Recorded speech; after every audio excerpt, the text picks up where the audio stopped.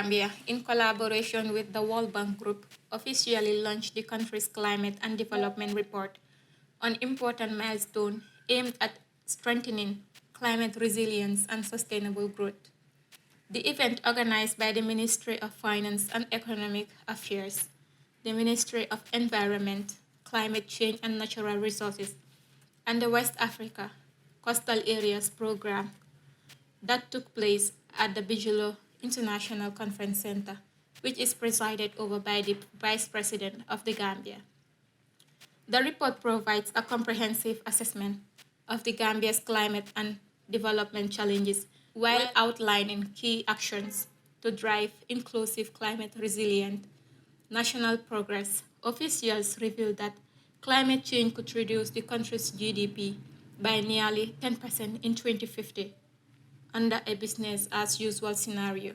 Delivering the keynote address, Vice President Mohamed B.S. Jallow emphasized the critical need for the effective implementation of policy frameworks. Facing the very real threat of submersion due to rising sea levels by the end of the century, the Gambia Economic Climate and Development Report provides a sobering but necessary analysis. It shows that without decisive action, climate change could reduce our GDP by up to 9.3% by 2050, increasing public debt pressures, slow economic growth, and push tens of thousands of Gambians into poverty. The report demonstrates that with timely investments in adaptation and no-regret strategies, we can reduce projected losses by more than half. Some resilience investments, particularly those addressing the heat stress, can generate returns. Furthermore, if we act early to diversify and expand economic opportunities inland, away from increasingly vulnerable coastal zones, we can position the Gambia to thrive in a changing climate and unlock new pathways for sustainable growth. Excellencies, ladies and gentlemen, the Gambia has made commendable progress in recent years. Since 2017, our economy has grown at an average rate of about 5% annually, supported by reforms and increased investment, including in climate-related initiatives. However, our structural vulnerabilities remain significant, as nearly 70% of our workforce depends on agriculture. Representative Franklin warned that climate-related shocks could reduce the country's GDP by up to 9.3% in 2050 if no action is taken. The Country Climate and Development Report, CCDR, highlights that coastal area and urban areas, particularly Banjul. Today, changes in our environment are no longer just a distant risk for the Gambia. We are already grappling with them as they shape the economic outcomes, spatial development, fiscal stability, and the economy's ability to grow and generate jobs. As will be highlighted in the Country Climate Development Report, the CCDR, natural disasters and related shocks could reduce the Gambia's GDP by up to 9.3% by 2050 under a business as usual pathway, placing growth, fiscal stability, and poverty reduction at risk. At the same time, the CCDR makes clear that these risks are not evenly distributed. Urban and coastal areas, particularly Banjul, are among the most exposed, with coastal assets worth over 90% of GDP at risk under high sea level rise scenarios. This event is therefore timely and critical. It provides a platform to move from diagnosis to action.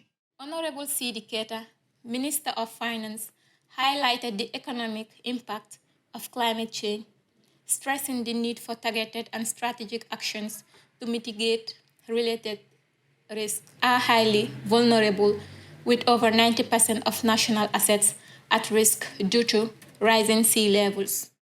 When the sun is shining, it does not choose where to shine. So long as you are within that range, it affects you. So climate change is like that. Otherwise, Gambia would have been spared because we only contributed 0.01% to the entire crisis. So why we? But because there is no boundary. And then that is why we also have to be part of the actions. And we cannot be part of the action if we don't have an informed data. And this is why this moment is very important. And I want to tell you, having the cabinet ministers present shows you that the Gambia knows that we are a small country. If no action is taken, just a few meters sea level rise is going to submerge 50% of our capital, if not more. So meaning, for me, I now say, looking at the way the climate impact is aggravating, if you do not do anything, no action is taken here to 2030, we will lose, or even closer to that, we will lose the entire Banjul. And then that's scary, but it's safe if no action is taken. So we have the leverage and then timely action, not no action. We cannot wait here to 25th and then now start rushing. It cannot be a firefighting moment. We have to raise with actions and then we have to be timely with that.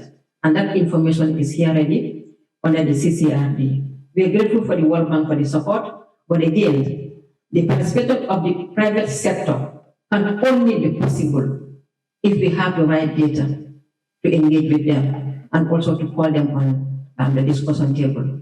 And that's the essence of this. For the Minister of Environment, our key role is to coordinate. I keep saying when I make my reports in cabinet, I said, we're just leading, but it's not our trouble alone. It's all of us, but somebody has to lead in making sure that at least the coordination is being unified and the report is being synchronized, and that can be done by one person at a time. And here, the mandate has been given to the Minister of Environment, Climate Change and Natural Resources. That's why we are bringing everyone on board to make sure that at least that same framework is being created by the ministry. But otherwise, all of us have a stake. And without action by all of us, we will all fail at the same time, and the suffering will never spare anyone, irrespective of who you are or where you are. So long as you are under this umbrella of this sun, you'll be affected. On that note, I know we have more on the agenda, so I want to take leave of you, but again, to thank the Minister of Finance for leading this and saying that this is the start of a successful moment for the Gambia and all the countries who have been lucky to get the CCDR. And the Gambia, inshallah, we have not been left behind when it comes to climate action. The launch of the country's climate development report marks a critical for the Gambia in confronting climate change with projections showing significant economic losses and widespread vulnerability, especially in coastal areas like Banjul. The message from officials and partners, including the World Bank Group, is clear, urgent, coordinated, and strategic action is needed to safeguard the country's economic, environment, and future development. For The Voice TV, I am Janke Kujab reporting.